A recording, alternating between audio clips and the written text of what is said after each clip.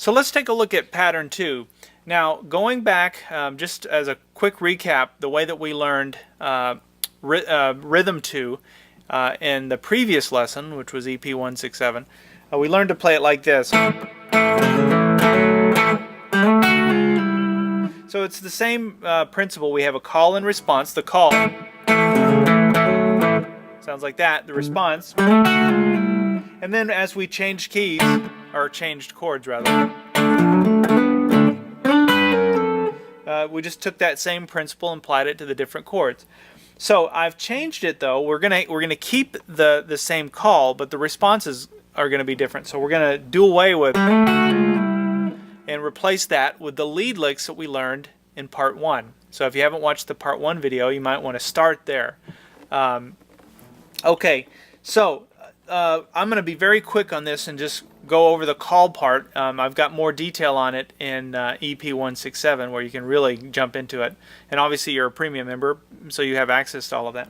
But it starts with the A. We're making an A chord in first position, barring the first 4 strings in the 2nd fret. We do an upstroke. Actually, we do 2 upstrokes, but we start with 1, playing strings 3 and 4. And then when we count it in, it's 1 and 2 and 3 and 4 and. So it comes in on the and of 4.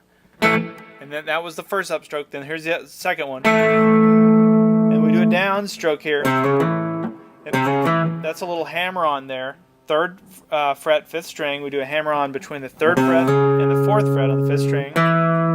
There's the 4th string, which is behind the A chord shape here. And then there's that little part. And that's playing strings 3 and 4. We keep our bar on the first 4 strings here, 2nd fret, and then I hammer onto the 4th fret, 4th string. Okay, so that's how we played the call. Okay, now let's get into the response. So let's remember the lead that you learned in part 1.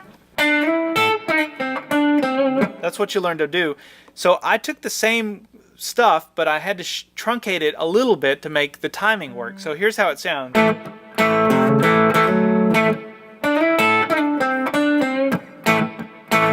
So instead of going, I took a few of those notes out, and I didn't even do the vibrato because I didn't have time for it. And then it ends there on the 5th fret, 3rd string. Let me play through it slowly. I'll just let you watch me do it. That's exactly the same as what we learned in part 1. And then from here I go, just repeat. That'd be 7th fret, 5th fret on the 3rd string. So it goes. And I push that a little bit sharp, that 5th fret, 3rd string. Now, as you learn these things, just repeat them. So just take that A. Just keep going over it.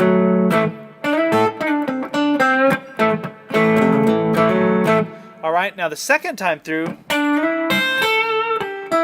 I ended it right here. Now remember, it was totally different in part 1. Not totally different, but there was more notes to it. And that's just because I had more time. So again, just to truncate it, I played it like that.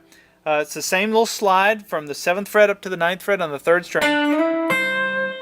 And then this note's the same, which is the 8th fret, 1st string. 10th fret, 2nd string. And then to end it, I played the 8th fret, 2nd string, and then the 9th fret, 3rd string, and we just ended it there. So,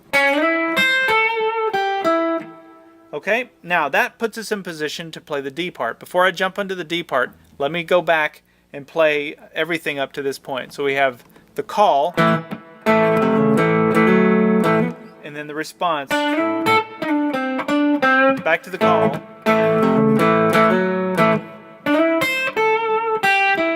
now we're back to the call, but this time over the D chord. Now,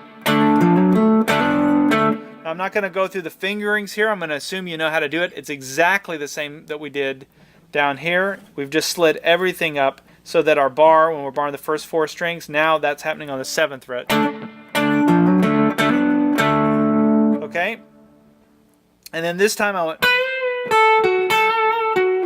I came right back up to the A major pentatonic scale, pattern 4, and I explained this in the part 1 video, explained why that is and how we got there.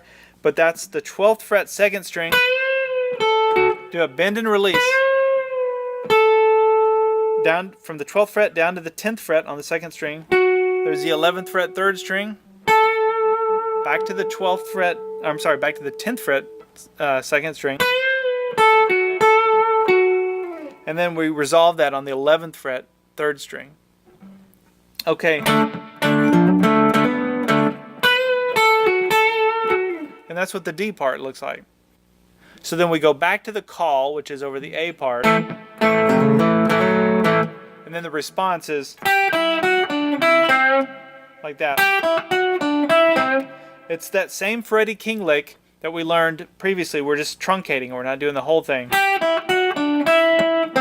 So let me show you what I'm doing. That starts there on the 8th fret 2nd string, down to the 5th fret 2nd string, and then 7th fret 2nd string. There's our middle finger on the 7th fret 3rd string, and then we bar the first 3 strings on the 5th fret and play string 2 and then 3, and that's the lick. Now that's exactly the same thing we learned in part 1, but instead of going down there, we just don't have time. The timing doesn't allow for it. Okay, let me back up from the beginning.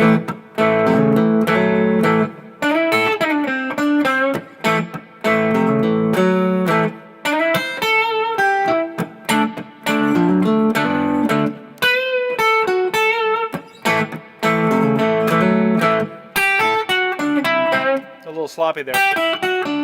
There we go. Now it gets to the E part.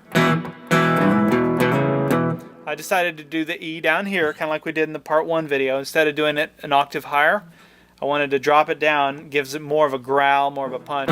And what I'm doing, same exact technique that we did for the A. We're just dropping everything down a set of strings. So instead of barring the first 4 strings on the 2nd fret, we're going to bar the first 5 strings, and we're going to play.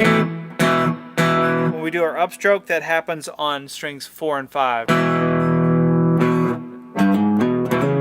This little part, this little walk up, looks exactly the same though, except it's happening on the 6th string now. Okay, after the E, after that part, the call, the response goes.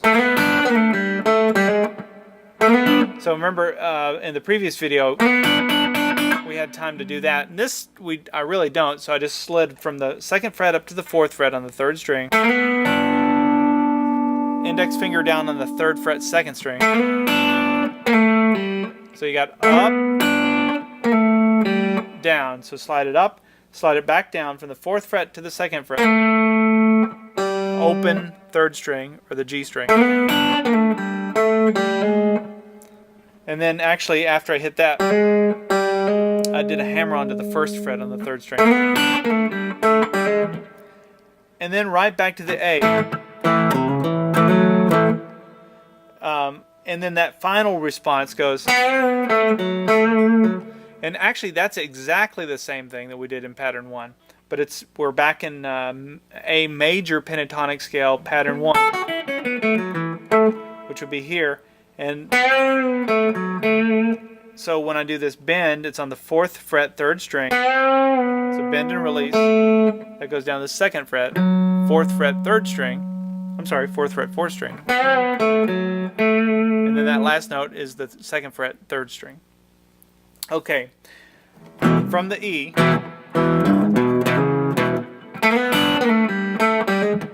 And then back to the A. And then the whole thing repeats.